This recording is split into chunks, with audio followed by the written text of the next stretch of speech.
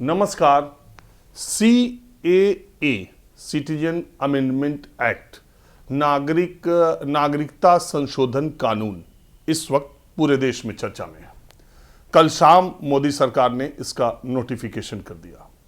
Notification करने के बाद चर्चा होने लगी, सियासी समर्थन और विरोध की आवाज देश के अलग अलग कोनों से गूंजने लगी।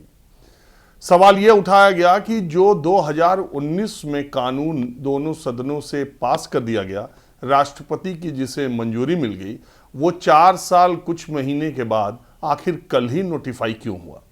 सवाल ये उठाया गया कि सुबह सुप्रीम कोर्ट ने SBI को जो कहा कि इलेक्टोरल बॉन्ड की पूरी जानकारी आप दें कि किसने कितना इलेक्टोरल बॉन्ड में पैसा दिया है और चंदे के तौर पर राजनीतिक पार्टियों को कितना पैसा मिला है, ये ब्यौरा 12 मार्च यानी आज जब वीडियो बना रहा हूँ SBI को देना है और 15 मार्च को चुनाव आयोग को अपनी वेबसाइट पे डाल देना है।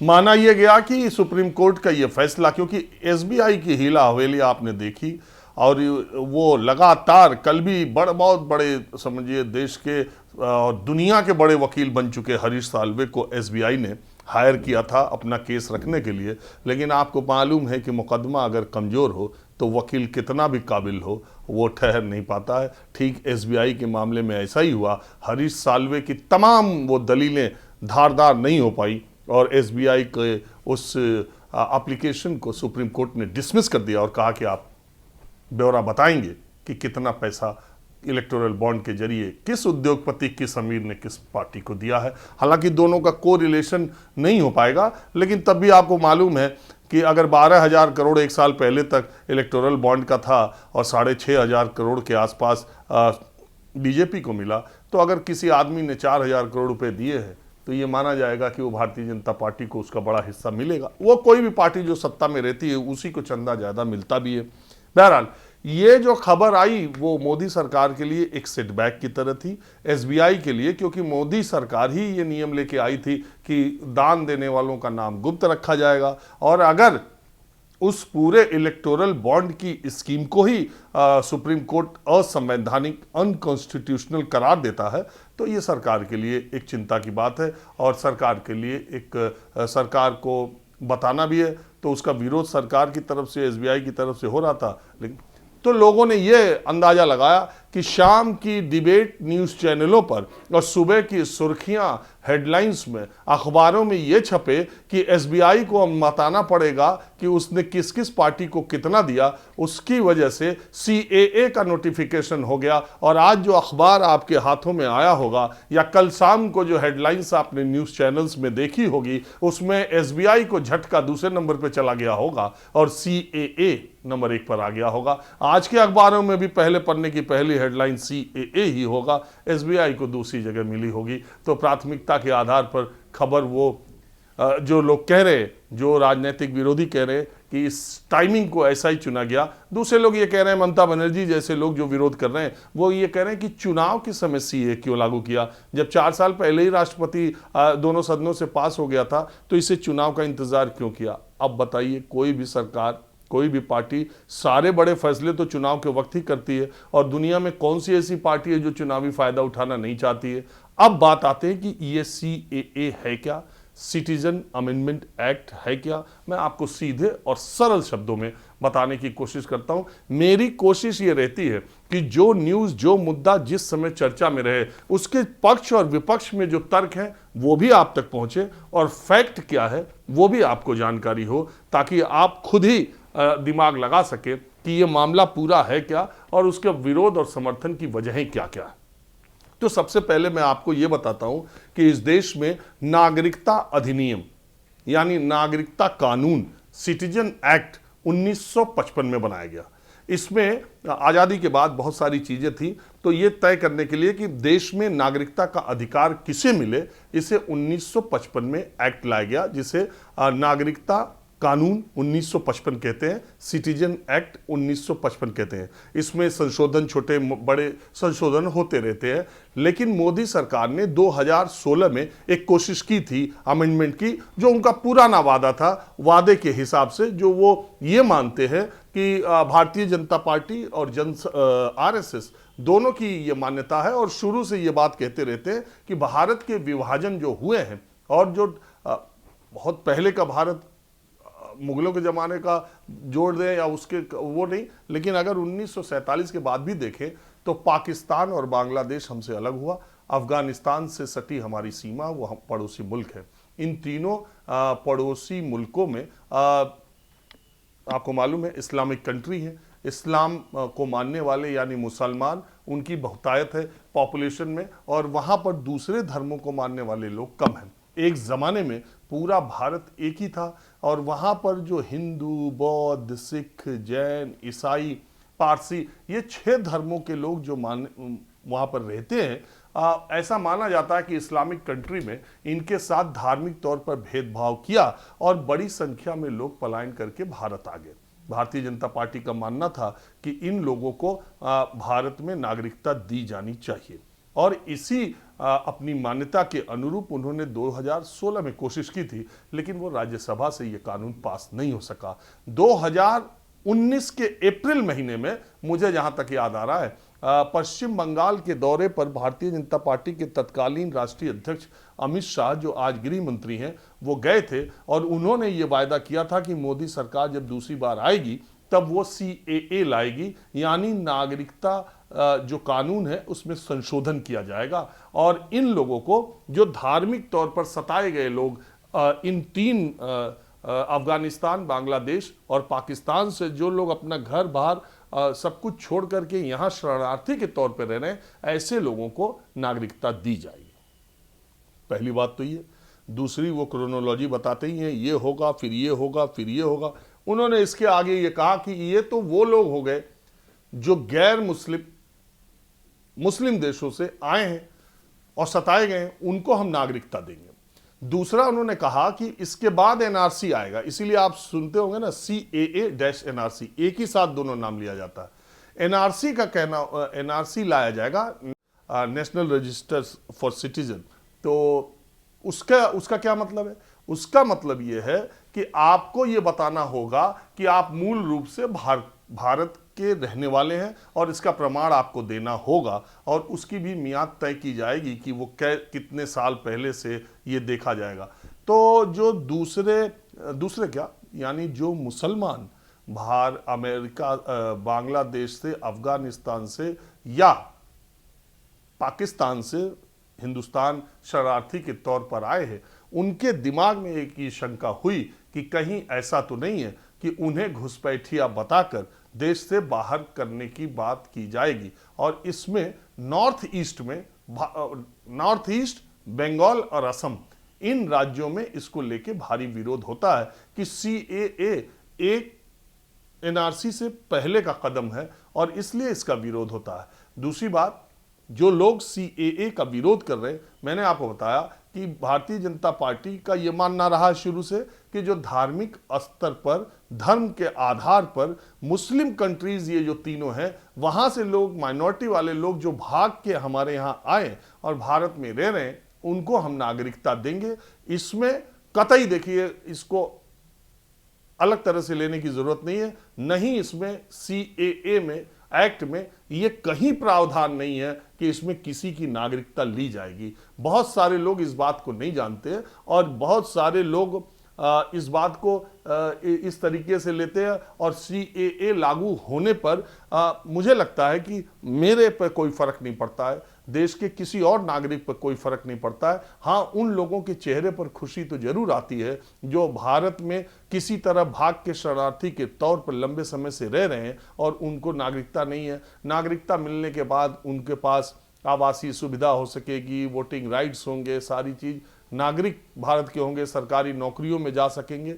एक उनका जो जीवन है, मैं पाकिस्तान से जो शरणार्थी हिंदू आए हैं, ऐसी 2-3 बस्तियों में गया हूं, नारकीय स्थिति है। बस जीवन जीने का जज्बा उनका था, जो पाकिस्तान से यहाँ आने के बाद सड़क के किनारे ठेले पर ठेले पर साग सब्जी मोबाइल और ये सब बेच बेच के अपना खर्चा चला रहे और अपनी उसी परंपरा को यहाँ जीवित भी रखे हुए हैं। मेरे आप कार्यक्रम भी देखे होंगे तो मैंने आपको दिखाया। तो बात यह है कि ये लोगों को नागरिकता देने का है, ये नागरिकता लेने का नहीं है, जिसको बहुत प्रचारित किया जाता है। और देश की बहुसंख्यक आबादी या माइनॉरिटीज का भी उस तरीके से लेना नहीं है। जब तक एनआरसी दूसरा मसला है, एनआरसी आएगा तो वो दूसरा है, लेकिन सीएए लागू करने का मतलब है कि कहीं ना कहीं सरकार के दिमाग में एनआरसी भी है, यही सोच करके इसका विरोध किया जाता है। और दूसरी बात, सबसे बड़ी बात ये कि भारतीय जनता पार्टी या मोदी सरकार ये कहती है कि ये किसी के खिलाफ विभेदकारी कानून नहीं है। लेकिन आप बताइए, जब आप 6 धर्मों का नाम लेते हैं और सबसे बड़ी माइनॉरिटी देश में मुसलमान है, आप उसको उससे बाहर कर रहे हैं, तो उसके दिमाग में तो आएगा कि मुसलमानों को आप नागरिकता नहीं दे रहे, आप केवल हिंदुओं को दे रहे। मुसलमान, मैं आपको ये बता सकता हूं और आप इस बात की जाके तस्दीक कर सकते हैं। लाजपत नगर में वो बहुत ही खूबसूरत युवती है, मैं उनसे मिला हूं, मैंने उनका इंटरव्यू किया है। उनकी दोनों आंखों को तालिबानियों ने जिंदा निकाल लिया था, सिर में गोली मार दी थी और इसके बाद वो किसी तरह से महिला बच निकली और वहां पर इलाज कराने के बाद वो सीधे यहाँ पर भाग आई। और उसके पति यहाँ पर साथ रहते हैं लाजपत नगर में, उनके 2 बहुत ही खूबसूरत बच्चे भी हैं, वो कभी ज़िंदगी में अब देख नहीं सकती है। और मैंने वहाँ जाके देखा। और मैं ऐसी कोई बात नहीं कर रहा हूँ जिसकी आप तस्दीक नहीं कर सकते हैं। आप इस समय रोजे का वक्त भी है, रमज़ान का वक्त है, आप लाजपत नगर चले जाएं, आपको 3-4 अफगानी रेस्टोरेंट में बता भी दे रहा हूँ। मज़ार रेस्टोरेंट है, वहाँ दिल्ली दरबार रेस्टोरेंट है, वहाँ पर अफगान अब एक और अफगानी रेस्टोरेंट है, बहुत अच्छा अफगानी खाना वहाँ पर मिलता है। आप जाके देखें, वहाँ सारे अफगानी लोग हैं और वो शरणार्थी। उनमें से आप किसी से पूछिए कि वो अफगानिस्तान जाने के लिए राजी हैं, वो नहीं है। और वहाँ के शोषण की वजह से मुसलमानों ने भी अपना देश छोड़ के भारत को अपनाया है। तो ये खबर आने के बाद, सीए आने के बाद, उन्हें उनके दिमाग में तो एक बात आएगी कि उन्हीं के साथ जो हिंदू आए अफगानिस्तान से वो भारत के नागरिक हो जाएंगे। लेकिन वो भारत के नागरिक नहीं हो सकते, क्योंकि वो इस्लाम को मानते हैं, क्योंकि वो मुसलमान हैं। तो ये एक पहलू इसका है जिसकी वजह से विरोध करने वाले कह रहे हैं कि अगर ये धार्मिक आधार पर नहीं है तो इसमें आप मुसलमानों को आपने अलग क्यों रखा। दूसरा सवाल ये है कि इसके पक्ष में तर्क देते हैं, वो कहते हैं कि जो इस्लामिक कंट्री ही है, जो धर्म के आधार पर बने राष्ट्र हैं, वहां पर मेजॉरिटी कहां से उसका शोषण होगा कि वो भाग करके आएगी। और धार्मिक आधार ही इसके शोषण का एक आधार बनाया गया, ये ऐसा बनाया गया क्या। तो दूसरी बात, दूसरे धर्मों को लेकर, और इसमें कोई दो राय नहीं कि बांग्लादेश में, अफगानिस्तान में और पाकिस्तान में जो धार्मिक अल्पसंख्यक हैं उनके साथ अत्याचार हुआ है, हो रहा है। और वो इसके लिए मदद के लिए या आशा की किरणों के लिए वो सिर्फ हिंदुस्तान की तरफ देखते हैं। तो ये तो इसके पहलू हो गए। अब भारतीय जनता पार्टी को सीएए से फायदा क्या है? सीएए लागू करने के पीछे मकसद क्या है? क्या भारतीय जनता पार्टी का सीधा मकसद केवल यह है कि जो लोग धार्मिक आधार पर सताए गए हैं उनको नागरिकता का कानून अधिकार दे दिया जाए और बस इतनी मंशा है? नहीं, भारतीय जनता पार्टी को नॉर्थ ईस्ट और बंगाल में अपनी राजनीतिक जड़ें जमाने के लिए इस मुद्दे की बहुत पुरजोर तरीके से जरूरत थी। आपको मालूम है कि भारतीय जनता पार्टी यानी जनसंघ के संस्थापक श्यामा प्रसाद मुखर्जी कोलकाता के थे। उनके पिता भी बहुत बड़े शिक्षाविद थे। श्यामा प्रसाद मुखर्जी सबसे कम उम्र में वाइस चांसलर बनने वाला उनका रिकॉर्ड भी है। और श्यामा प्रसाद मुखर्जी ने गुरु गोलवलकर के कहने पर, उनके परामर्श के बाद भारतीय जनसंघ पार्टी की शुरुआत की। अब आप सोचिए, एक बंगाली ने भारतीय जनसंघ की स्थापना की, बंगाल से आने वाले परिवार ने, लेकिन बंगाल के लोगों ने भारतीय जनता पार्टी या जनसंघ को वो समर्थन कभी नहीं दिया जो हिंदी बेल्ट में उसको मिला।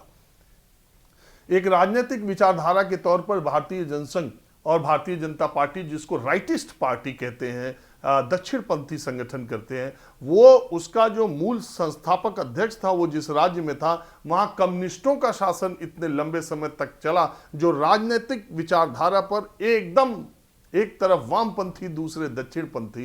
पहले उन वामपंथियों का गढ़ ममता बनर्जी ने जब ढहा दिया, लेकिन हुआ ये कि ममता बनर्जी ने ढहा तो दिया, तो वही वामपंथी जो उधर थे वो ज़्यादातर इधर आ गए और इसके बाद बीजेपी ने अपने रास्ते बनाने शुरू किए। और ये जो मसला है, ये जो घुसपैठियों का मसला है, ये नॉर्थ, तो पश्चिम बंगाल में और नॉर्थ ईस्ट में, आसाम, मेघालय, मिजोरम, मणिपुर, इन सारे राज्यों में इसका बड़ा महत्व है, इस मुद्दे का बड़ा महत्व है। बांग्लादेश से त्रिपुरा, पश्चिम बंगाल में आपको तो पता ही है, मैंने दिखाया भी था, आपने कार्यक्रम देखा होगा, त्रिपुरा की जो राजधानी है अगरतला, उस राजधानी के बीचों बीच बांग्लादेश का बॉर्डर है। तो जब ये बंटवारा हुआ तो बड़ी संख्या में जो हिंदू थे शरणार्थी, वो भाग करके त्रिपुरा और बंगाल आए थे।